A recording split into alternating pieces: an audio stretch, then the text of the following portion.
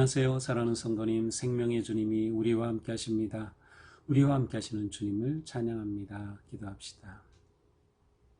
주님 감사합니다. 주님의 은혜와 사랑, 그 놀라운 역사하심, 그 거룩하심을 찬양합니다. 오늘도 주님의 말씀을 기대하고 또 사모하오니 우리에게 주님의 살아있는 말씀으로 깨우쳐 주시고 또 말씀을 통하여 저희들의 믿음이 더욱 아름답게 세워져 가며 매일매일 주님께 기쁨으로 순종하며 따르는 거룩한 주님의 자녀들 되게 하여 주시옵소서. 우리의 삶이 온전히 하나님의 것이 되고 또 하나님께 순종함으로 이 땅의 모든 삶의 자리에서 주님의 영광을 드러내는 저희가 되게 하여 주시옵소서. 예수님 이름으로 기도합니다. 아멘. 오늘 말씀은 다니엘서 3장 19절에서 마지막 30절까지입니다. 느부갓네살이 분이 가득하여 사드락과 미삭과 아벳느고를 향하여 얼굴빛을 바꾸고 명령하여 이르되 그 풀무불을 뜨겁게 하기를 평소보다 7배나 뜨겁게 하라 하고 군대 중 용사 몇 사람에게 명령하여 사드락과 미삭과 아벳느고를 결박하여 극렬히 타는 풀무불 가운데 던지라 하니라. 그러자 그 사람들을 겉옷과 속옷과 모자와 다른 옷을 입은 채 결박하여 맹렬히 타는 풀무불 가운데에 던졌더라. 왕의 명령이 엄하고 풀무불이 심히 뜨거우므로 불꽃이 사드락과 미삭과 아벳느고를 붙든 사람을 태워 죽였고 이 세 사람 사드락과 미삭과 아벳느고는 결박된 채 맹렬히 타는 풀무불 가운데 떨어졌더라. 그때 느부갓네살 왕이 놀라 급히 일어나서 모사들에게 물어가로되 우리가 결박하여 불 가운데 던진 자는 세 사람이 아니었느냐 하니 그들이 왕에게 대답하여 이르되 왕이여 올소이다 하더라. 왕이 또 말하여 이르되 내가 보니 결박되지 아니한 네 사람이 불 가운데로 다니는데 상하지도 아니하였고 그 넷째 모양은 신들의 아들과 같도다 하고 느부갓네살이 맹렬히 타는 풀무불 아귀까지 가서 불러 이르되 지극히 높으신 하나님의 종 사드락 메삭 아벳느고야 나와서 이리로 오라 하매 사드락과 메삭과 아벳느고가 불 가운데서 나온지라. 총독과 지사와 행정관과 왕의 모사들이 모여 이 사람들을 본즉 불이 등이 그들의 몸을 해하지 못하였고 머리털도 걸리지 아니하였고 겉옷빛도 변하지 아니하였고 불탄 냄새도 없었더라. 느부갓네살이 말하여 이르되 사드락과 미삭과 아벳느고의 하나님을 찬송할지로다. 그가 그의 천사를 보내사 자기를 의뢰하고 그들의 몸을 바쳐 왕의 명령을 거역하고 그 하나님 밖에는 다른 신을 섬기지 아니하며 그에게 절하지 아니한 종들을 구원하셨도다. 그러므로 내가 이제 조서를 내리노니 각 백성과 각 나라와 언어를 말하는 자가 모두 사드락과 메삭과 아벳느고의 하나님께 경솔히 말하거든 그 몸을 쪼개고 그 집을 거름터로 삼을지니 이는 이같이 사람을 구원할 다른 신이 없음이니라 하더라. 왕이 드디어 사드락과 메삭과 아벳느고를 바빌론 지방에서 더욱 높이니라. 아멘. 자, 사드락과 메삭과 아벳느고는 느부갓네살 왕 앞에서 조금도 굽히지 않습니다. 우리를 풀무불 가운데 던져 넣고 하나님이 비록 구하지 아니하신다 할지라도 우리는 왕의 만든 그 신상에 절하지 않겠습니다. 이러한 대답에 이 느부갓네살이 아주 분해서 사드락과 메삭과 아벳느고를 향하여 얼굴빛을 바꾸고 명령을 합니다. 그 명령은 무엇이겠어요? 바로 이 세 사람을 풀무불에 던져 넣는 것이죠. 그러면서 평소보다 7배나 뜨겁게 하라고 말합니다. 그래서 이제 그 풀무불이 7배나 뜨겁게, 꼭 7배라기보다는 아주 최대한 뜨겁게 그렇게 달구는 것입니다. 그래서 군대 용사 중 몇 명에게 명령해서 이제 사드락과 메삭과 아벳느고를 결박하고 그 다음에 극렬히 타는 풀무불 가운데 던져라 그 명령이 내립니다. 이때 사드락 메삭 아벳느고는 지방의 관리의 복장 그대로였습니다. 겉옷, 속옷, 모자, 다른 옷을 입은 채 그대로 결박되어서 맹렬히 타는 풀무불 가운데 던져집니다. 자, 이 세 사람을 던지려면은 용사들이, 던지는 사람들이 있어야겠죠. 그래서 용사들이 가까이 갑니다. 사람을 이 풀무불에 던져내야 되려면 멀리서는 던질 수 없죠. 가까이서 던져야 되는데 가까이 갔다가 어떻게 됐어요? 이 용사들이 그 풀무불에 태워 죽는 사건이 일어납니다. 그러니까 사드락 메삭 아벳느고를 데리고 풀무불에 던지려고 했던 용사들이 그냥 가까이 가자 그 뜨거움이 너무 뜨거워가지고 거기에서 타 죽고 말았어요. 이런 하나의 사건이 일어나죠. 이렇게 잔혹한 사형이 집행이 됩니다. 사드락 메삭 아벳느고는 결박된 채 맹렬히 불타는 풀무불 가운데 떨어졌습니다.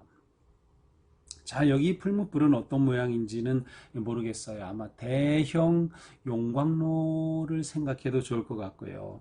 아주 대형 화로이겠죠. 그럼 불가마와 같은 곳일 것 같아요. 바로 그곳에 던져져서 잔혹하게 화형에 처해지게 됩니다. 자, 이렇게 던져놨으면 끝이죠. 이렇게 엄청 뜨거우니 던지는 그 순간임이 재가 되고 말 상황입니다. 그런데 어떻게 된 일입니까? 24절에 보니까 느부갓네살이 깜짝 놀랐어요.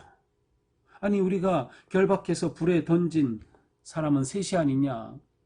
그런데 셋이 던지자마자 죽어서 그냥 쓰러져야 되는데, 없어져야 되는데, 그게 아니라 결박되지 않은 채로 다 풀렸어요. 풀렸다 자유롭게 그 안에서 네 사람이 거닐고 있는 겁니다.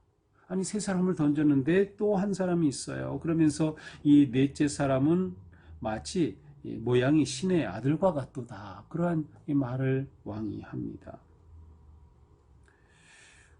그 순간 왕은 깨달았죠. 아니, 이 뜨거운 불에도 죽지 않고 저 안에서 거닐고 있어? 이거는 상상이 불가능한 일이죠.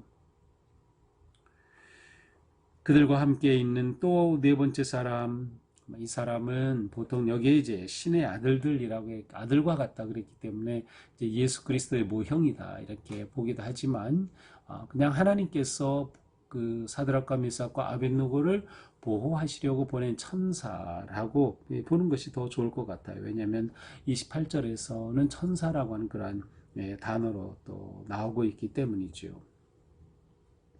느부갓네살은 이거 보통이 아닌 거죠. 이건 정말 이 사드락과 메삭과 아벳느고 믿을 수 없는 존재입니다. 그래서 이 왕이 몸소 최대한 이 풀무불에 가까이 가서 크게 소리쳐 말합니다. 지극히 높으신 하나님의 종 사드락 메삭 아벳느고야, 그들을 부르죠. 이리로 나와라, 그렇게 말합니다. 그러자 그 세 사람이 화로 밖으로 나오게 됩니다. 왕은 명령하여 화형에 차도록 세 사람을 풀무불에 던져서 일을 끝냈지만 그렇게 끝낸 자리에서 하나님은 새 일을 시작하셨어요. 완전히 희망이 없는 것 같은, 세상이 승리한 것 같은, 불의가 승리한 것 같은 그 순간 그 자리는 하나님이 역사하시는 놀라운 새 생명과 기적의 자리가 된 거죠. 이것이 하나님께서 역사하시는 참으로 놀라운 모습입니다. 이렇게 왕이 그 세 사람을 불러내와서 그들을 살펴봤습니다. 그랬더니 그들이 전혀 해를 받지 않은 겁니다. 몸을 헤하지도 아니하였고 머리털조차 걸리지 않았고 겉옷도 그대로이고 불에 탄 냄새조차 없었어요. 참 놀라운 일이죠. 용광로는 보통 이렇게 재련을 하죠. 그래서 불순물을 다 걸러내고 이제 이렇게 순수한 것을 만들어내는 것이 바로 이 용광로이듯이 이 다니엘의 세 친구 이들은 뜨거운 풀무불에 던져져서 정말 정죄되고 순수한 믿음의 사람으로 다시 거듭난 그런 모습이에요. 새로운 믿음의 자녀들로 하나님의 사람으로 나오게 된 것이 있죠. 전혀 해를 입지 않고 아무런 흔적조차 없는 그러한 모습이었습니다. 애꿎게도 느부갓네살의 명령에 순종하였던 그 용사들만 다 죽었어요. 그러나 하나님께 순종하였던 이 세 사람은 전혀 해를 받지 않고 살아남은 거죠. 자, 느부갓네살이 이 상황을 보고 이렇게 고백합니다. 사드락과 메삭과 아벳느고의 하나님을 찬송할지로다. 하나님을 찬송합니다. 그가 그의 천사를 보내사 자기를 의뢰하고 그들의 몸을 바쳐 왕의 명령을 거역하였고 그 하나님밖에 없는 신들을 섬기지 아니하며 그에게 절하지 아니한 종들을 구원하셨도다. 하나님을 찬송할지로다. 하나님께서 그 종들을 구원하셨도다. 하나님을 인정하는 고백을 느부갓네살 왕이 스스로 합니다. 자, 이것은 어제 보았던 말씀 15절에서 이 사드락과 메삭과 아벳느고에게 왕이 뭐라고 합니까? 내가 너희들 풀무불에 던져놓을 것이다. 능히 너희를 내 손에서 건져낼 신이 누구이겠느냐? 능히 너희를 내 손에서 건져낼 신이 누구이겠느냐? 바로 이 말에 대한 하나님의 응답이었습니다. 느부갓네살은 스스로 자기 손에서 건져낼 신이 있음을 보았고 인정했고 찬양하고 높이고 있음을 우리는 보게 됩니다.